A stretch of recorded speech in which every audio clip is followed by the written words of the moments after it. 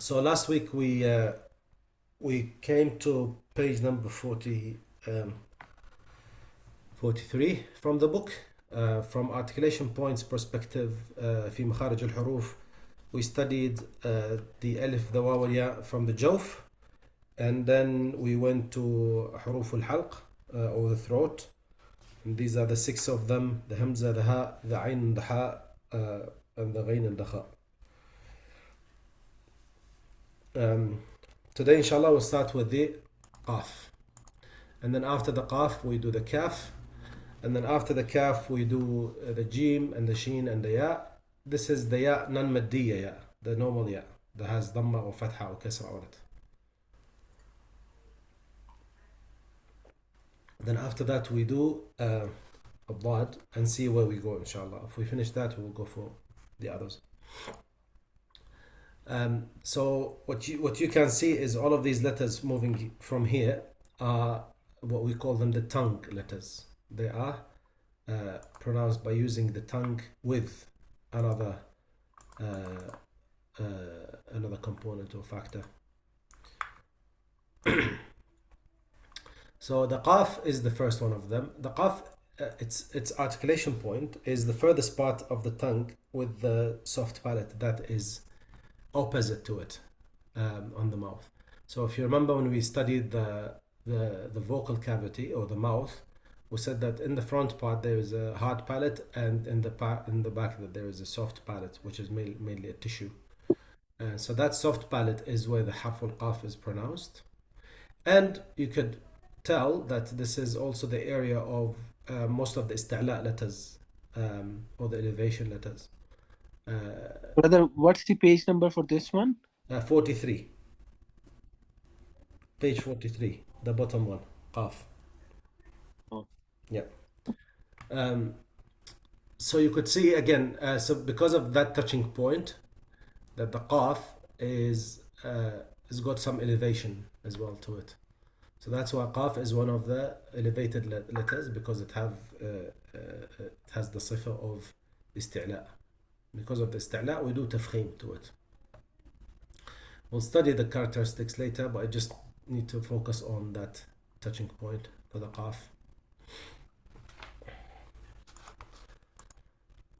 After that, we do the kaf. The kaf is just before the qaf, right? So the qaf is in this area here. If you see my mouse, the kaf is in this area, right? So the kaf is the furthest part of the tongue with the soft palate and the hard palate, somewhere in between these two. The kaf is not an elevated letter. It's a lowered letter. And because of that, you have to make sure that you do this lowerness. However, it has lots of conflicting characteristics. So it has the whisper and the shidda, right? So it's a tough letter and also whispered letter. Because of that, we'll study that in the characteristics, but it has some rules to follow from that. Sorry. Then after that, we have the examples we have is aktharuhum, akbar, iktasabu. So here it's always focusing on a kaf sakina, because if you remember from last session we had that the best way to pronounce a letter and find its articulation point is when you pronounce it with a sukun, because then you're closing on the articulation point.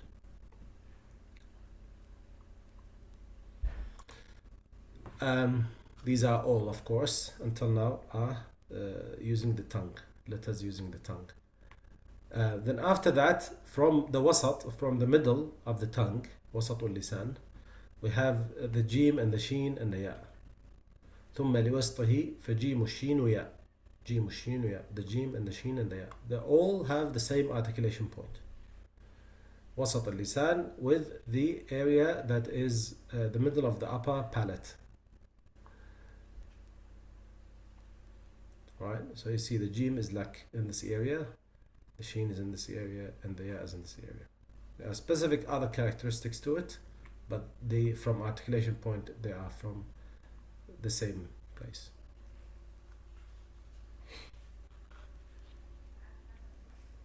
One thing to notice with the ya, is that here we're talking about the ya, which is non-maddiya, right?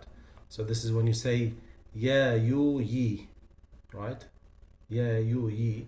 Or if it doesn't have med, like in this case, aymanukum, aydikum, right? These are non-maddiya.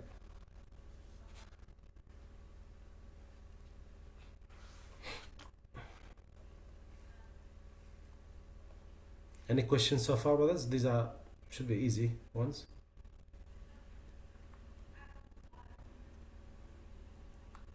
If you have any question, let me know. Yeah, Brother Yasser, Jazakallah khair. But thinking if you can tell, like in what haraka we could touch the tongue with teeth or not, that will be a bit easier. The teeth. Teeth, yeah, with the tongue. So it's like So far, the letters that we produced, they don't need the teeth in their pronunciation. but in the non-lengthening yeah, it looks like that we need to touch the tongue with the teeth.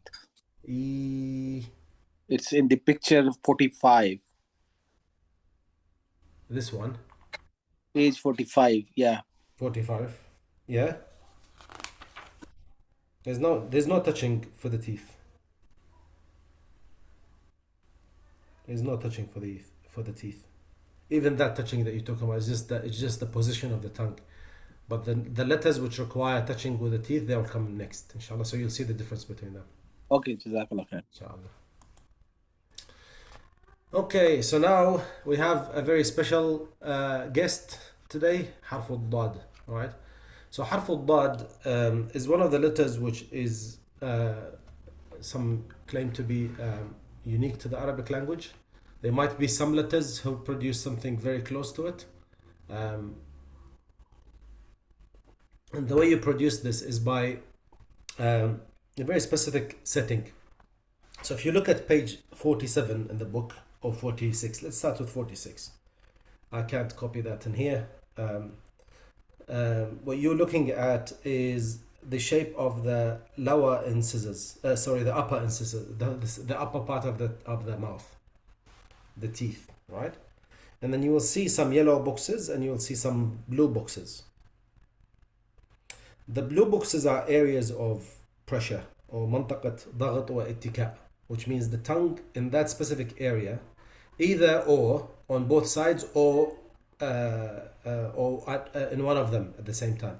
So some people pronounce it only on the left side, في اليسار, or some use the right side, or some use both, right and left, يمين ويسار, the whole thing.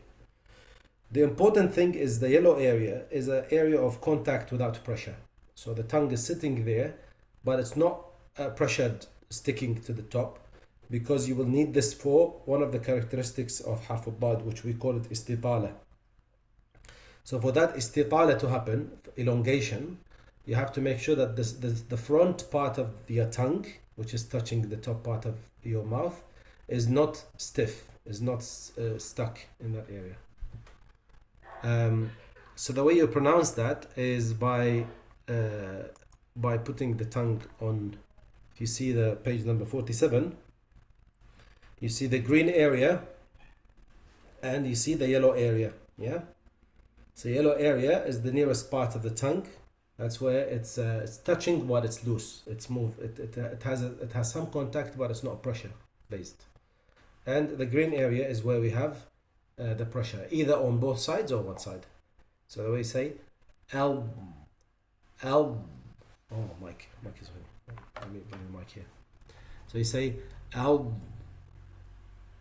اضرب أضحك أضعافا. Right, so you see with the dad, with the sukoon, there's additional noise that comes in the end, which is the istitala, or the elongation characteristic.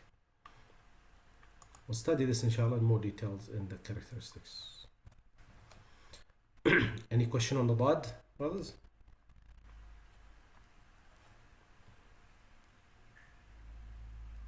Good.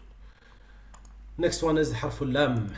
Harful lam is also from the tongue, and that lam touches the nearest part of both of the edges and the tongue to the utmost tip. So أدناها لمنتهاها, أدنى اللسان to منتهى طرف اللسان.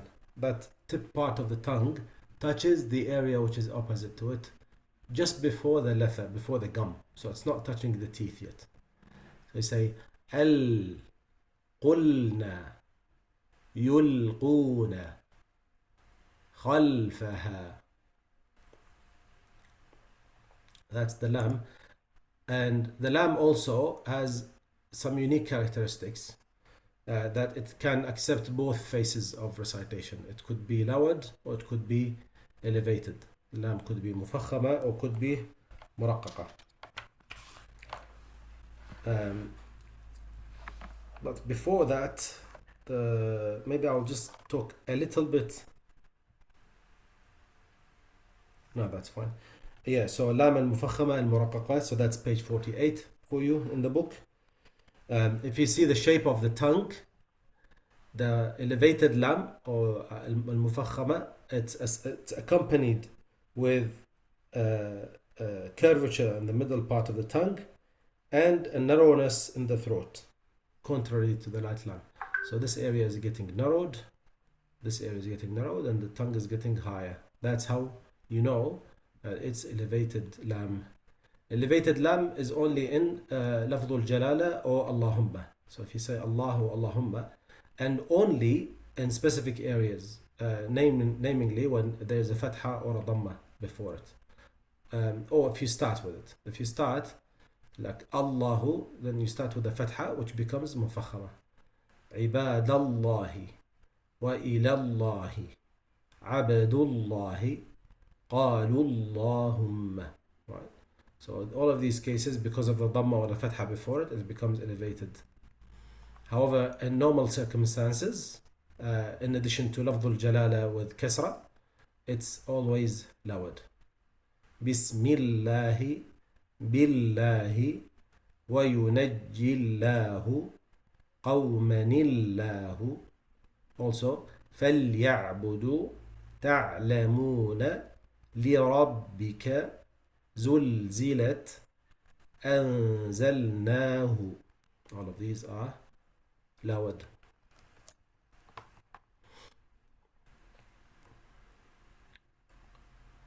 That's harful lam, mashallah. And then we get to harful nun. So you see the nun, now we're getting very, very close. The lam is from this area here. You see? The nun is also from very close area. However, it has a complementary sound. So that's why in harful nun, we say the nun is composed of two parts. The first one is the completed half, and the other one is the completing half. So the completed half is the tongue part. That's the original part of the nun, this area. And the completing part or the complementary part that's coming to help it is the nasal part.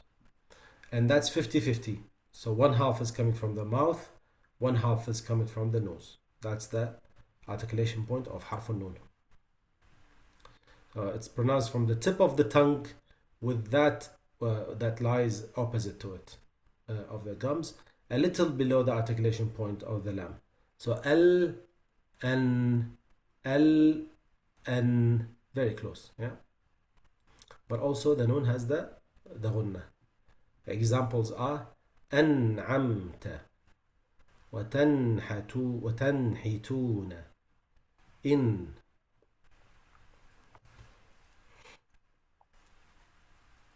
We call this in Arabic النصف المكمل والنصف المكمل. النصف المكمل والنصف المكمل. The ra is a sister to the nun. You see how they're close to it? Right, so the ra is from the tip of the tongue with what lies opposite to it of the gums, close to the articulation point of the nun. So that's why some people consider the lam and the nun and the ra from one articulation point.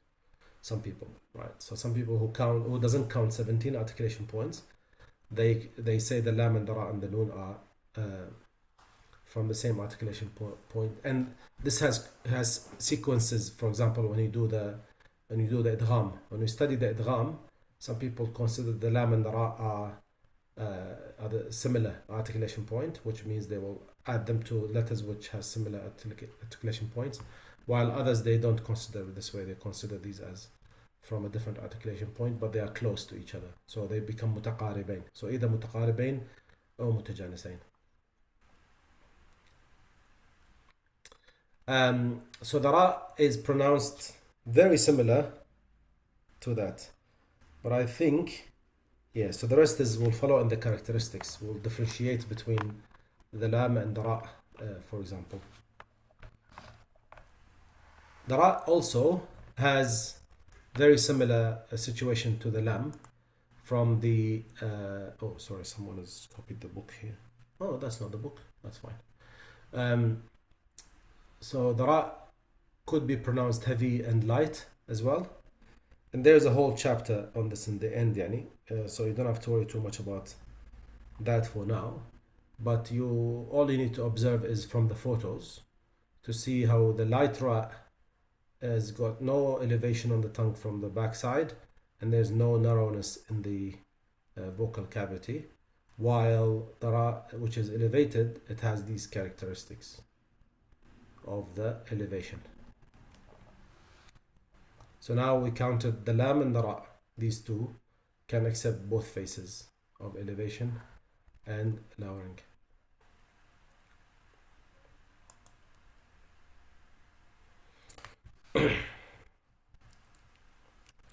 After that, now we will start getting some sister letters, 3 at the time, right?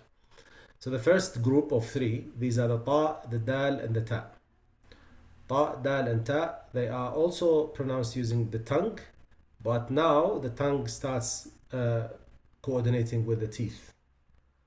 So I think brother Intikhab asked the question about the teeth, or sorry, did I miss who asked the question?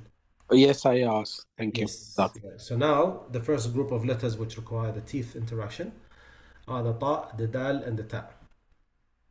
The ta, if you see the photo, the ta is looking at they're putting it in a slightly different chart because it's elevated letter. So it has the characteristics of استعلاء. Because of that, you have to do tafkhim to it, so it has elevation. While the dal and the ta, they are lowered letters. One of them is mahmus and the other one is majhur. So these 3, one has hams, one has jahr, the other one has elevation.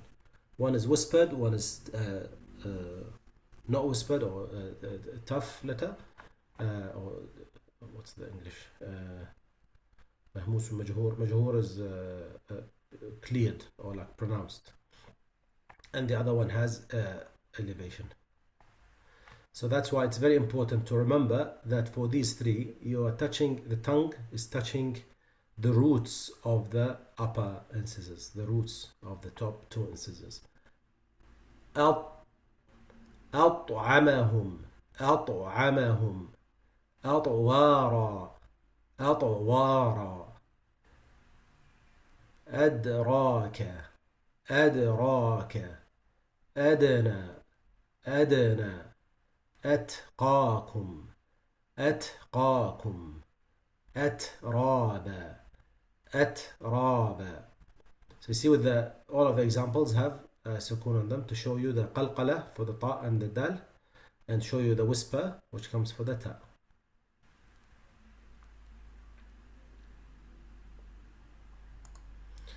The next ones are the sad and the sin and the zai, or they call them the whistling letters. These 3 letters have the same articulation point. Again, if you look, the pattern is very similar. The sad is the elevated one, the sin is the whispered, and the zai is the majhur, is the cleared. So the end of the tip of the tongue with the bottom of the inner surface of the lower incisors. So now we're talking about the other side. The ta, dal, ta is from the top, the sin, sad, zai is from the lower. So your tongue is touching, or it's resting on that area just below the teeth, the lower incisors, these two, below them, and sitting and resting in there for the sin and the zai. And the sad has the elevation from the back, so it's getting narrow from here, and the tongue is elevated to show the both the itbaq and the isti'la, because it has closure as well. And the sound is emitted over them, passing between the lower and the upper incisors. So you say أصحاب أصحاب أسفل وأسقيناكم أزواجا أزكى. So you see what I said? أصحاب أصحاب. I didn't need to say أص. You see? أص. Some people, for them to say the sad, they end up closing their lips. And when they do this, they add a little bit of dhamma for the sad. So the best way to pronounce it is not by إعمال الشفتين. Don't use your lips to say the sad. Say as, as. But also you have to focus on the isti'la and the itbaq, the elevation and the closure. It has to be heavy. The sad should be different from the sin. You can't say ashabu and you can't say asfalu. Both of them have to be clear from each other. Ashabu asfalu, without using the lips.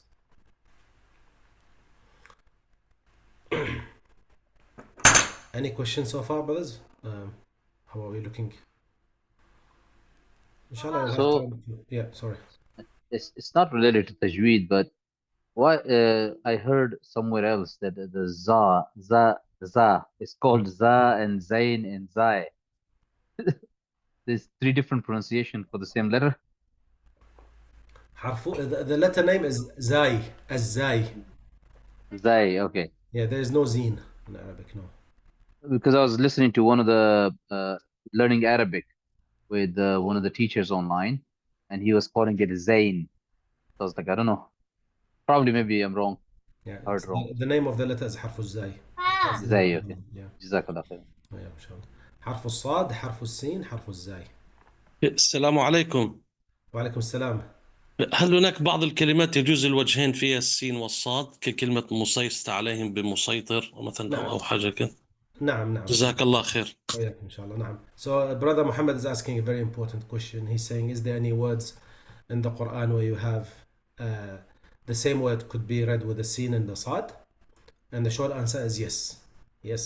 But you can't, it's not a mistake. It's either or.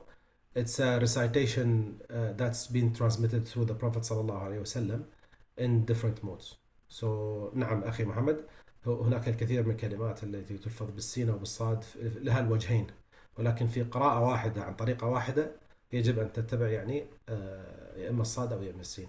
يعني هي مو خطأ، هو مو خطأ، وإنما هي فيها وجه، فيها أوجه في التلاوة يعني.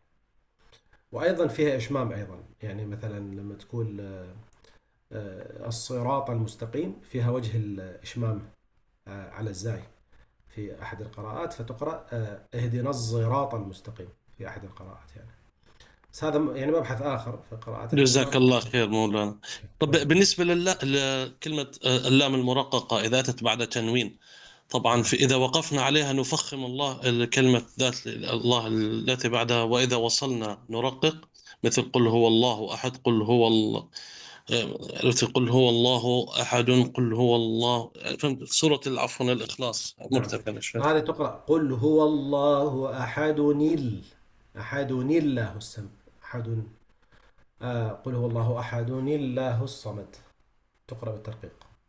تمام. وإذا وقفنا على الأولين تقرأ بالتفخيم عفوا. نعم. إذا وقفنا. نعم. جزاك الله خير. الله أحد الله الصمد. نعم.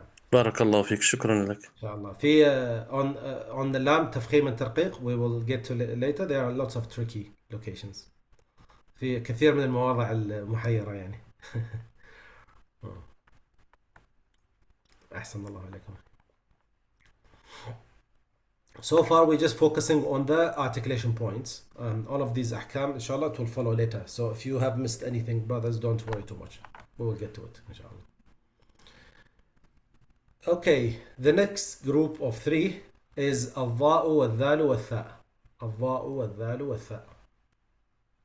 So these three have now you can see the pattern between the two cases before them. Three groups. Again, one of them is elevated, the other two, one of them is whispered, the other one is مجهور or pronounced or cleared.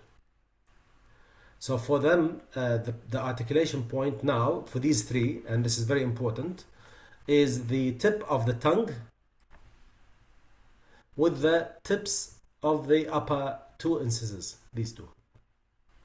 So, أظلم وأظهره اذكروا إثم اثنتين. Yeah, brother Intikhab, I have a question. Yes, brother. I am not able to find the page with this example letters like Aslamu or Azharu. So on my page there are no letters mentioned. It's only picture. Yeah, that's fine. The examples will come, heaps of them, inshallah, later. Don't worry. I put the examples here to clarify to you. Jazakallah. وإياكم, inshallah, yeah. But the book itself, in the beginning, it's just saying this is where the articulation point is, yeah. But it's very important because many people can't pronounce these three letters, الحروف الأثوية, because for them, subhanallah, the dha becomes za, the dal becomes zal, and the tha becomes sa, right? So all of these three you can see now. If you say the dha is za, first of all, there is no za in Arabic. The closest thing to za is the za, which harf zai, which now we know from the articulation point, it comes from touching the lower two incisors.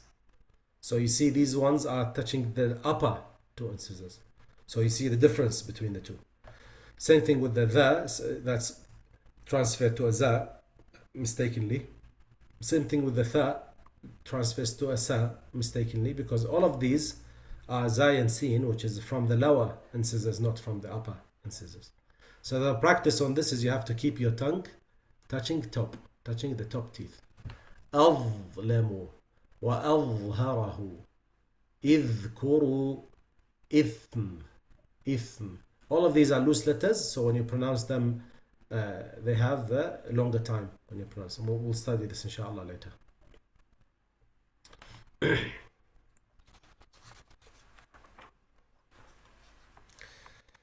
Then we finished now with the tongue letters. So all of these were all the letters that we pronounce using the tongue. Now we have the letters which are using the lips. So from the lips area, we have the first one is al-fa, harf al-fa. The pronunciation point of it is from the inside of the lower lip, with the tips of the upper two incisors. F. You see the upper two incisors with the lower lip. F. أفواج أفلح أفنان. Right? That's the first one. The second one is الشفتان, the two lips together. So you see the fa was using the lower lip with the tongue, but these three letters, the waw and the ba and the mim, these three letters are using the two lips together. The first one is الواو غير المادية, which is, if you say for example واليوم الموعود, all of that waw is produced by circling the lips forward and raising the furthest part of the tongue. Like this. Yeah. That's the only letter which requires you to circle your lips in Arabic language. No other letter requires that. Next to it is harf al-ba, by closing the two lips together. Ab. You see this soft palate is touching this whole area, is closing off the nasal cavity. So the ba is harf shadid, is tough letter, because when you say it, there's no more sound it comes out from the mouth. If you say it with sukun, ab, the only way you can run away from that is by doing the qalqala. So if you say Ibrahim, Ibrahim, أبوابها أبوابها أبوابها. The next letter is the meme. The meme is also from closing the lips together, but now we have the accompanying or complementing part similar to the noon. So the original part of the meme is the one from the mouth, which is basically the two lips closing together, and the other part, which is the complementing part, which is the other 50%, is coming from the nose, which is the ghunna. أمرنا أمرنا وأمنا وأمنا. Yeah.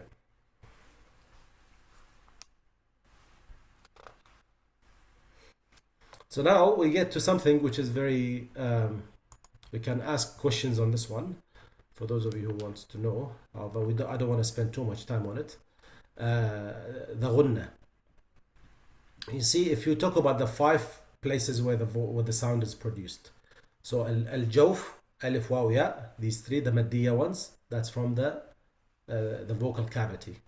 Then after that we have al-halq, so aqsa al-halq, wasat al-halq, and the beginning of the halq. All of these areas we have the hamza, the ha, the ayn, the ha, and the ghayn, the kha, 6 letters. So now 6 plus 3, that's 9. After that we have all of the letters which are produced using the tongue, which we said from the qaf. So qaf, kaf, lam, mim, lam, qaf, kaf, jim, shin, ya, lam, ra, noon, and lam, ra, noon. So I think that's all. And then we went, so we had the sad, sin, zai, ضاد by itself, and then we have the ضاء, the ضاء, the ذال, the ثاء, and then we have this the dal and the ta and the ta. After that we went to the letters, the fa, which is from the lips, and then we did the other 3, which is the meme and the noon, the meme and the waw, and the ba. These 3 letters are from the 2 lips. And the last point, which is number 5, is the khayshum. Khayshum is an old terminology that the Arabs used for the nasal cavity. So now the new terminology we use is nasal cavity, and that has the ghunna. So in this case we're studying the ghunna as if it's a separate letter from articulation point perspective, because it's a complementing articulation point for the 2 letters, the meme and the noon. However, it's not really a letter that's written in Arabic by itself, but it's considered a letter because of that articulation characteristic, because sometimes, and we will study this later inshallah, when we do the ikhfa, when we do the idgham, now we have a ghunna by itself. So that's why it's very important to distinguish the ghunna from articulation points perspective as a characteristic as well. However, will come later a section which is in page 153 on the book, that will talk about the ghunna from a characteristic perspective. So in this case, the ghunna is considered in a way both as a letter and a characteristic. From the articulation point and the explanation of the articulation point, that's what we call it a letter. And then from the length or the duration of the ghunna, or the elevation and the lowering of the ghunna, then we'll study this later inshallah in the characteristics. The important thing to remember is the ghunna can only happen with 2 letters in Arabic language, the meme and the noon. There is no ghunna on the ya, there is no ghunna on the waw, there is no ghunna on anything else. Sometimes we have the idgham or the ikhfa, which will come later, so this is a different subject, but as a letter itself, the 2 letters which require ghunna to pronounce are the meme and the noon, and they will require meme and the noon in all their circumstances. So even if they have fatha or a dhamma or a kasra or a sukoon, in all of these cases the meme and the noon would require a ghunna to be pronounced.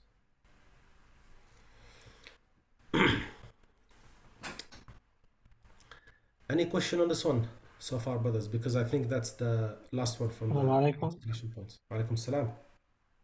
بس ممكن بس مراجعة بسيطة الدفرنس بين الواو المادية والواو المادية حروف المادية والحروف الحروف المادية والغير المادية. يعني الألف والواو والياء المادية وغير المادية. نعم. هي المادية اللي راح تجي في المد، يعني لما تقول مثلا السماء، هذه مادية. This is the مدي ألف. من سوء، هذه مادية. من شيء، هذه مادية.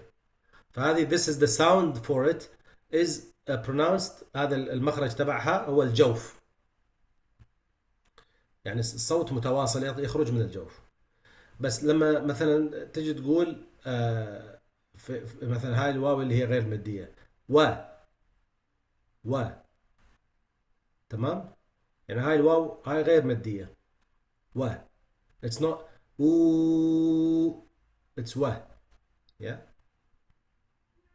same thing with the alif, same thing with أبوابها، هذا الألف أبوابها، هذا الألف غير مادي. جزاك الله. إبراهيم، نعم. مثلا تقول يوم والياء، هذه الياء مش زي الإي، إي. That's the difference between them. I hope that's clear, brother Diab.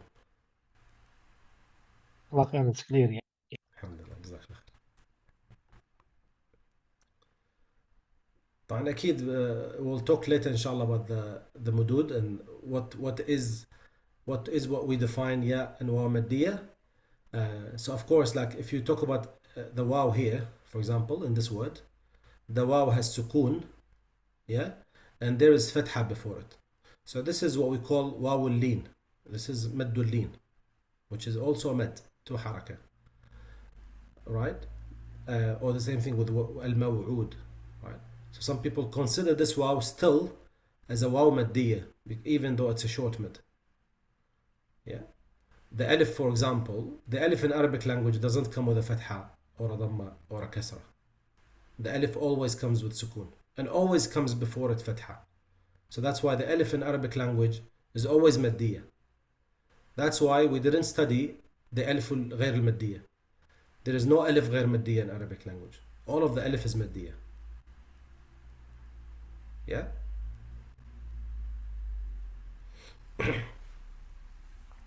I think that's where my slides finish. I have summary here, so let's do the summary together, inshallah. So we said the slide in Arabic. Hopefully I can send you a translated version of this. We say the main articulation areas. So the first one is al-jawf, the vocal cavity. The second one is al-halq, which is the throat. Third one is al-lisan, which is the tongue. Fourth one is the shafatan, the lips. And 5, the khayshum, which is the nasal cavity. From al-jawf, we have 3 letters. Alif, waw, ya. From al-halq, we have aqsa al-halq, the back area of the throat, or the furthest part of the throat. That's the hamza and the ha. See, the hamza, the ayn, the ghayn are sister letters. The ha, the kha are sister letters. Let me use a pen and I will show you what I mean. These 3, you can group them together. We'll come to the characteristics later and then you will understand why. Even the hamza is actually written, the top part of the hamza here is the top part of the ayn. So this is the ayn, then they stop here because they are that close to each other. So when they drew the hamza, they took the top part of the ayn, they cut it from here, they said this is the hamza. So hamza, ayn, ghayn, sister letters, ha, ha, kha, sister letters, right? Then we have the qaf and the kaf. They are kind of sisters because they are in the aqsa lisan. One of them is elevated, the other one is lowered, right? So far, if I undo, let Let me highlight the ones that are elevated. Yeah. So what do you think? Is the ayn elevated, brothers? Tricky question. Be careful. No, No. it is not. No, it's not. Jazakallah khair. So now we have the ghain and the kha. These two are always elevated letters. Qaf is always elevated. We have the kaf, the jim, the sheen, the ya, غير مدية. These are all from the middle of the tongue. So these are the back part of the tongue. Then the jim and the sheeniya is the middle of the tongue. And then from the front part of the tongue, you have the dad and the lam. This one is elevated. And then we said the lam is 50-50. Oh, not 50-50, it's actually less than that. Lam is special case. It's lam and dara. And the alif. The alif is also a special case. It follows whatever comes before it. Let's go back. Then the ta is elevated. The sad is elevated. The rad is elevated. And the waw, the ba, the mim. So these are the elevation letter. Right?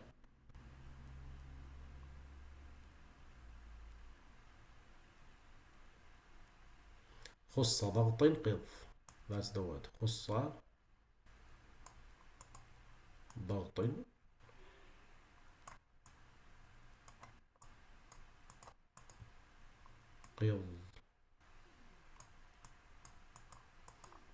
And we have the alif and the lam and the ra as special cases.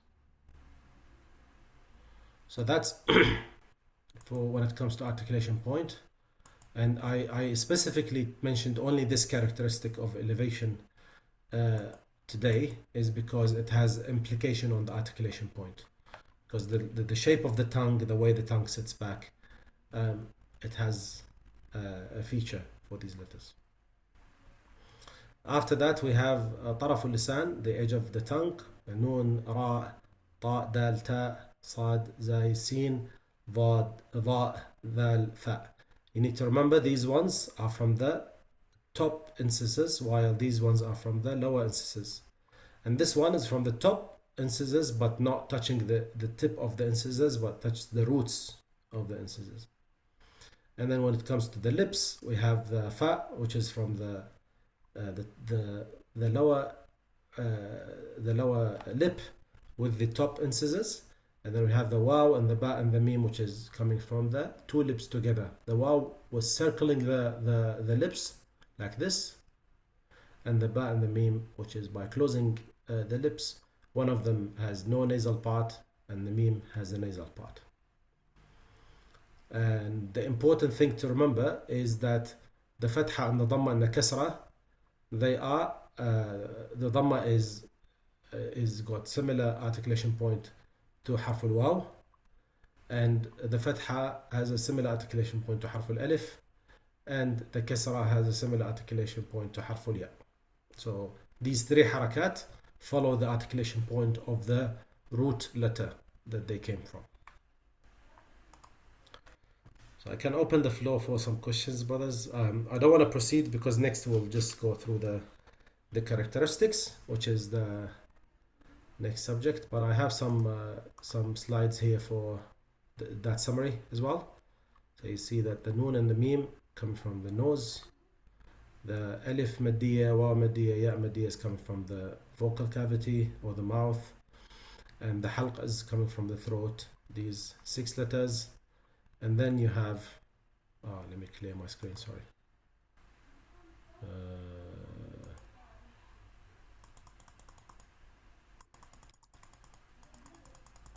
Oops, how do I do that?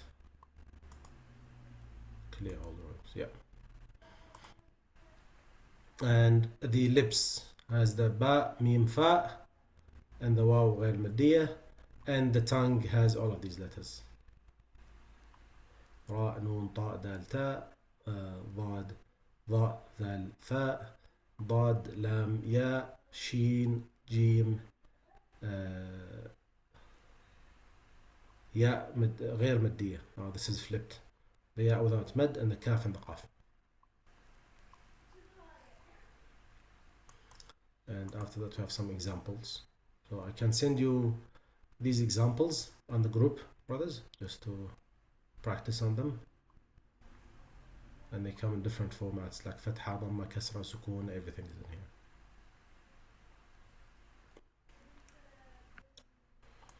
Another one as well. So we have two sets of examples for you. That's my slide pack for today, brothers. And I think, as I said, like I don't want to proceed with the sifat. That will be the subject of next week, inshallah. So you have any questions before we السلام عليكم. بالنسبة للغين والخاء، هل هم من جذر اللسان نفسها هي الحرفين اللهويين من منطقة اللها؟ يقال لهم أيضا الحرفين اللهويين. لها اللي هي اللسان المزمار أقصد بها يعني. Yeah. So the ghain and the kha, because if you remember, we said the hamza and the ha is from أقصى الحلق. والغين والحاء هم من أول منطقة الحلق، فهي قريبة على منطقة اللها. يعني هم أيضا حرفين لهويين. والله أسأل، ما متأكد من المعلومة هذه. لأن لما ننطقهم نحس الها تتحرك، والغين أو خاء يعني الفايبريشن أو الذبذبة تحصل من اللها.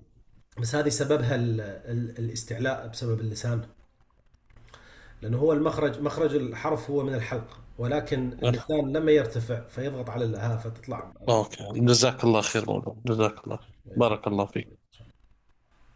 So the question from Brother Muhammad was if they have anything to do with the